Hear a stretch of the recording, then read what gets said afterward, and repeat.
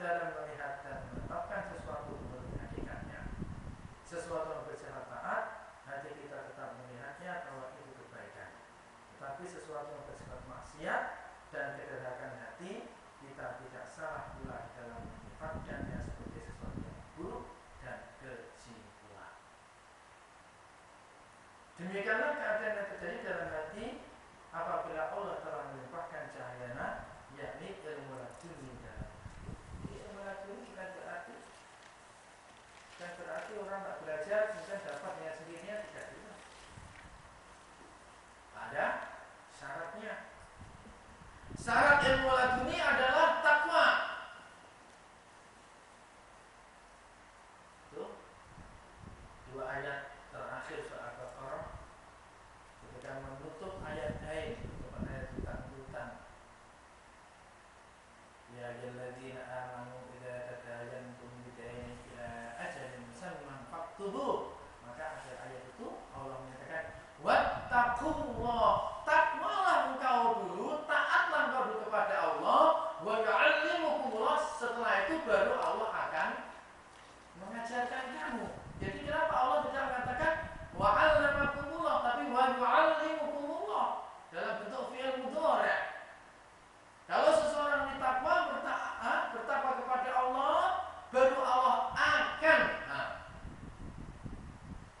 Yang mudhari' dalam bahasa Arabnya adalah yang punya mana akan.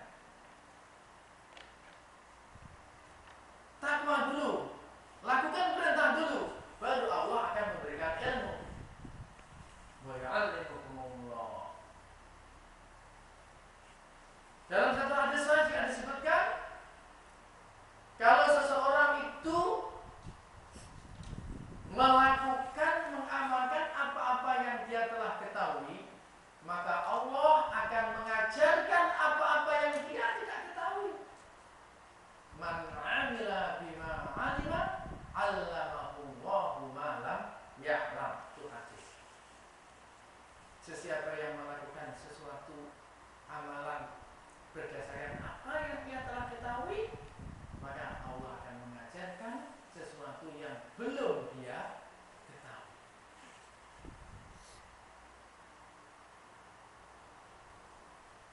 Ya, jelas. Imam Ibn Abdullah dalam kitab ini dia meyakini wujud dan adanya ilmu laduni. Saya pun tak paham lah, setengah orang, tapi itu hak mereka yang tidak meyakini atau tidak mempercayai adanya ilmu laduni.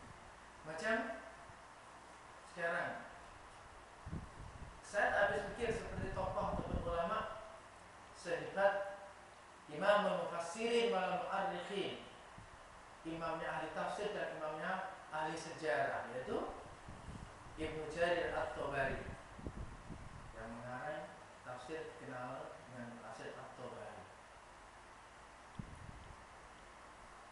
Beliau itu nggak orang tarikh, ya, tafsir, sampai dia pernah berkata kepada murid-muridnya, wahai para murid-muridku, aku akan menulis satu tarikh. Tanya muridnya berapa jilid, aku pun tak tahu berapa jilid, berapa banyak. Yang jelas tarikh itu adalah mulai zaman Nabi Adam sampai zamanku.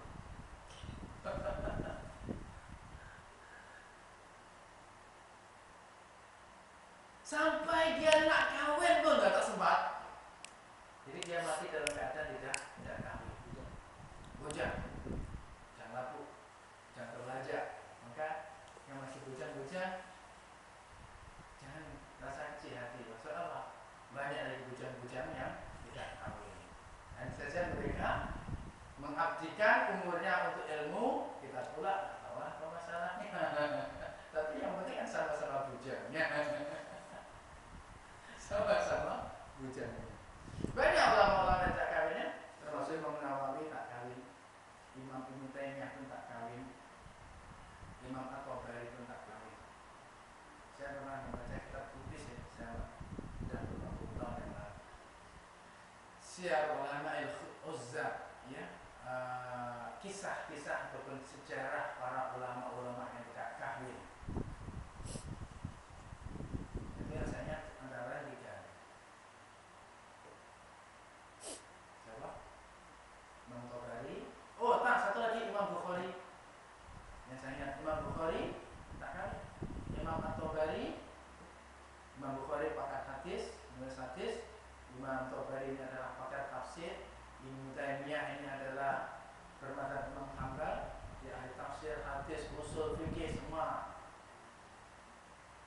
dan juga Imam Nawawi, pembela dan penguat mazhab Syafi'i. Mazhab Syafi'i sebenarnya paling banyak itu dia yang berfatwa. Imam Nawawi, mereka tak kawin. Tapi apa yang jelas mereka tak kawin karena terlalu sibuk, tak ada masa untuk melayan sesuatu selain dia hanya berkhidmat kepada ilmu, mengajar, mengaji, menulis dan berdakwah. Nah, itu. Demikianlah keadaan yang terjadi dalam hati kita apabila Allah telah melimpahkan cahaya dari ilmu ladun di dalam hati kita. Al-Basirah maksudnya ialah penglihatan hati atau mata hati.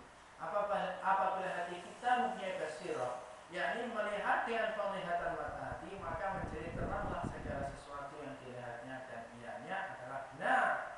Maka barulah mata hati dapat melihat hikmah-hikmah sesuatu, yakni hakikat falsafah dan ilmu yang bermanfaat pada sesuatu. Hal ini sama juga seperti penglihatan mata zahiriyah, yaitu mata tidak mungkin melihat sesuatu apabila tidak ada cahaya.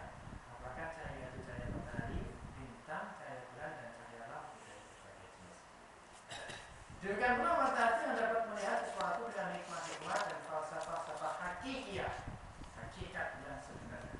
Jika hati itu mendapat sinaran anwar, yakni cahaya-cahaya ketuhanan, berupa ilmu-ilmu yang langsung dilimpahkan Allah ke dalam hati. Apabila mata hati telah dapat melihat kebaikan sesuatu, maka menghadaplah hati kepadanya dan diperintahkannya lah anggota-anggota zahiriyah untuk melaksanakannya. Tetapi jika yang berlaku sebaliknya, maka hati pun membelakanginya, yakni tidak mengamalkannya. Maka patutlah semua anggota zahiriyah untuk tidak mengerjakan sesuatu yang tidak dikehendaki hati. Hal ini dapat terjadi jika penglihatan mata hati itu benar dan tepat, yang disebabkan al-anwar telah menyatu dengan sempurna. Walaupun kesempurnaannya bersifat relatif, melihat keberadaan tinggi rendah martabat seseorang dengan Allah, tentulah dalam keadaan ini akan berbeza al-anwar dalam hati para nabi dengan al-anwar dalam hati para sahabat, apalagi al-anwar dalam hati manusia biasa. Nah, ini poin yang perlu kita pahami betul-betul. Walaupun di atas telah kita sebutkan bahwa mata hati seseorang itu apabila Allah telah memberikan cahaya nur kepadanya, maka dia akan dapat memutuskan sesuatu kebaikan. Tapi kita kena ingat bahwa nur yang dikurniakan oleh Allah Subhanahu wa taala kepada para nabi, para wali dan para orang biasa ini adalah sangat berbeda. Jangan pula nanti lepas dari kuliah ini datang balik. Aku mendapatkan satu ketetapan daripada Allah bahwa nur cahaya telah meliputi mata hatiku sehingga aku mesti melakukan begini. Siapa engkau? Siapa engkau dulu? Siapa diri kita dulu? Tanya dulu siapa diri kita. Ini penting.